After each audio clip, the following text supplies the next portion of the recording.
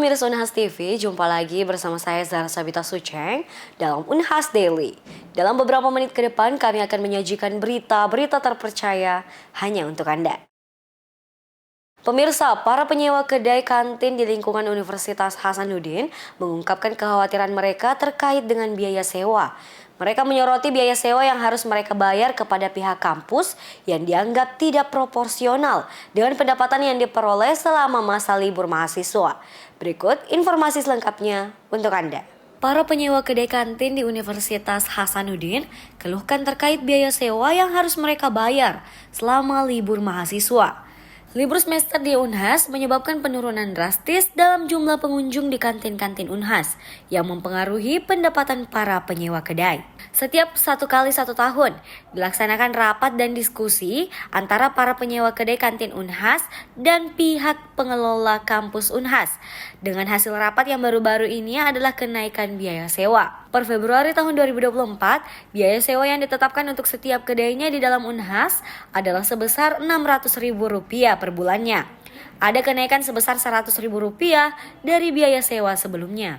Dan apabila terlambat untuk membayar biaya sewa, akan dikenakan denda sebesar 0,3% yang dihitung per harinya. Selain biaya sewa yang harus dibayar, juga ada biaya listrik yang ditanggung oleh masing-masing kedai. Menurut salah satu pemilik kedai kantin Unhas yang enggan disebut namanya, berharap agar kebijakan terkait biaya sewa kedai kantin di Unhas dapat ditinjau kembali dengan mempertimbangkan untuk menurunkan biaya sewa sementara pasca libur mahasiswa sebagai bentuk dukungan terhadap usaha kecil yang mereka jalankan. Pihak pengelola kampus Unhas sendiri belum memberikan tanggapan resmi terkait keluhan ini. Namun, para penyewa kantin berharap agar masalah ini dapat segera ditanggapi dan solusi yang adil dapat ditemukan demi kelangsungan usaha mereka di masa-masa libur mahasiswa. Zahra Sabita Suceng, Andrea Ririn Karina, Unhas TV. Minyak jelantah ke depan berpotensi menjadi aftur atau bahan bakar pesawat. Namun saat ini masih memiliki kendala dalam pemanfaatannya.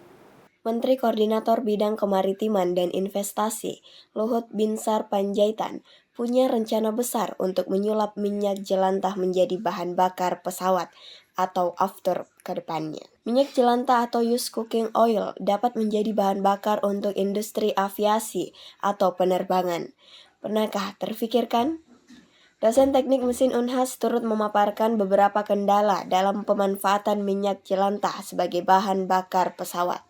Kalau berbicara mengenai pemanfaatan minyak jelantah atau waste cooking oil ini sebagai bahan bakar untuk penerbangan, itu kalau kita bicara peluang, ada peluang untuk itu. Namun sampai saat ini kalau kita lihat dari jurnal-jurnal yang ada, itu masih dalam tahap yang sangat awal. Nah, saat ini yang sudah berkembang pemanfaatannya sebenarnya waste cooking oil itu untuk biodiesel, untuk bahan bakar mesin diesel. Nah, kalau itu memang sudah banyak dikembangkan, bahkan di Departemen Teknik Mesin sendiri kita juga sudah melakukan riset dan sudah diuji cobakan ke mesin diesel. Nah, tapi kalau untuk bahan bakar penerbangan itu masih banyak sekali hal yang menjadi kendala. Pertama mungkin karena bahan bakar ini kalau sumbernya dari waste cooking oil itu kan sumbernya atau feedstocknya itu bisa bervariasi dan dia butuh dalam jumlah yang cukup banyak, sehingga ada beberapa kendala sebenarnya yang masih perlu dikembangkan selain kendala teknologinya ya, itu production cost-nya yang cukup besar.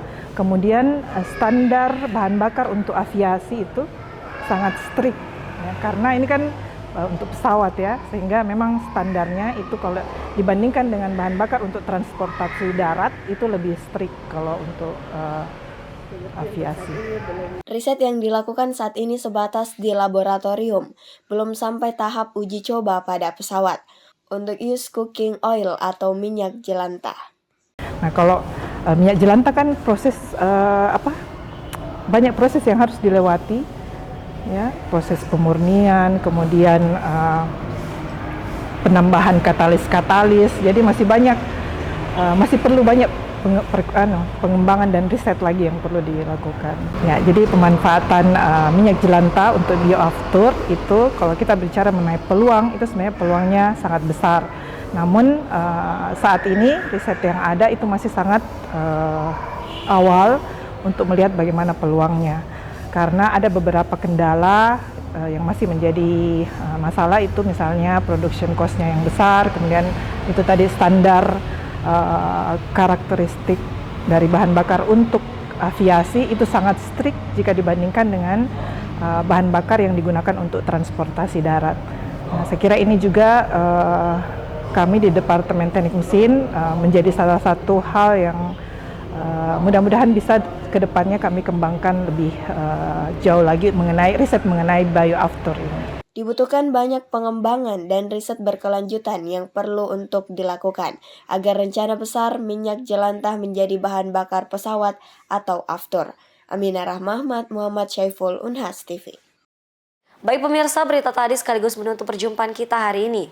Jangan lupa untuk terus saksikan Unhas Daily hanya di Unhas TV. Saya Zara Sabita Suceng beserta kru yang bertugas, pamit undur diri dan sampai jumpa.